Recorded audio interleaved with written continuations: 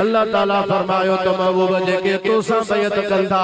ये मां अल्लाह सां बैत करे रहा आहिनि यदुल्लाह फौक ऐदीहिम अल्लाह जो हथ उन्हनि जे हथनि जे मथां सुभान अल्लाह हथ तो हुजूर जो हो पर अल्लाह मदीने वारे जे हथ के पंहिंजो हथ करवायो ज़ोर सां सुभान अल्लाह चओ सुभान अल्लाह वॾे आवाज़ सां खुली करे सुभान अल्लाह चओ हुजूर जे हथनि मुबारक जो ज़िक्र हुजूर जे क़ल्ब मुबारक जो कुरान में ज़िक्र आहे अल्लाह ताला फरमायो नज़लहु अला क़ल्बिक बिइज़्निल्लाह क़ल्ब के चई करे हुजूर जे दिल मुबारक जो अल्लाह ज़िक्र फरमायो मुस्तफा जे सीने मुबारक जो अल्लाह ज़िक्र फरमायो अल्लाह ताला फरमायो अलम नशरह लक सदरक ऐ मुंहिंजा हबीब छा असां तुंहिंजे सीने खे कोन खोलियो माना यकीनन महबूब असां तुंहिंजे सीने खे खोलियो आहे हुजूर जे पुठी मुबारक जो भी कुरान में अल्लाह ज़िक्र फरमायो अल्लाह ताला फरमायो वबताना अनक विज़रक अल्लज़ी अनक़द ज़हरक ज़हरक चई करे अल्लाह ताला मुस्तफा जे पुठी मुबारक जो ज़िक्र फरमायो हुजूर जे ॻाल्हाइण जो भी अल्लाह ज़िक्र फरमायो वमा यंतिक़ु अनिल हवा इन हुव इल्ला वहयु यूहा अल्लाह ताला लुत्फ़ जो लफ्ज़ चई करे मुस्तफा जे ॻाल्हाइण जो ज़िक्र कुरान में फरमायो मुस्तफा जे ॾिसण जो ज़िक्र कुरान में अल्लाह फरमायो अल्लाह ताला फरमायो मा कज़बल फुआद मा रआ तेरे हुजूर मेराज जे रात मथे वया हिन ज़ाहिरी अखियुनि सां मदीने वारे वञी अल्लाह जो दीदार कयो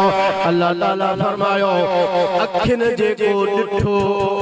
दिल उन जी तकज़ीब कान कई बल्कि दिल उन जी तस्दीक कई माना हुजूर पंहिंजे अखियुनि सां जेको अल्लाह जो दीदार कयो दिल उन खे कूड़ो कोन समझो दिल दोनों खे सचो समझो तो वाकई मुस्तफा अल्लाह जो दीदार कयो सुभान अल्लाह हुजूर न उथन क्या फरमाए हुजूर जे उथण जो भी अल्लाह ज़िक्र कुरान में फरमायो ज़ोर से सुभान अल्लाह सुभान अल्लाह मानव जो अजीब हाल किसन कहाणन ते ज़ोर वो असां के वरी वरी चवंदा तव्हां जा मौलवी जेके कुरान पढ़नि कोंदा माहे सब तव्हां जगह कुरान पढ़ियो आहे चओ सुभान अल्लाह सुभान अल्लाह वॾे आवाज़ सां खुली करे सुभान अल्लाह सुभान अल्लाह अल्लाह ताला कुरान करीम में फरमायो हुजूर सल्लल्लाहु अलैहि वसल्लम जे उठण जो जने मुस्तफा उठे अल्लाह कुरान में फरमाए अल्लज़ी यराक हिन तक़ूम ऐ मुंहिंजा हबीब सल्लल्लाहु अलैहि वसल्लम जॾहिं तूं उथंदो मां रब तोखे ॾिसांदो हुजूर जॾहिं सजदे में वञा अल्लाह हुजूर जे सजदे जो भी ज़िक्र फरमायो मूं अर्ज़ इहो पे कयो हुजूर ने सलाम जे उज़ुन मुबारक जो अल्लाह कुरान में ज़िक्र फरमायो छो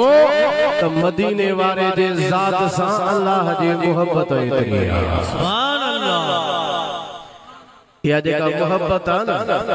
हज़रत पीसे रोज़े वारे अली अल्लाह ताला ने फरमायो त मोहब्बत रुगो दीदार सां कोन थींदी आहे मोहब्बत गुफ्तार सां भी थींदी आहे नारे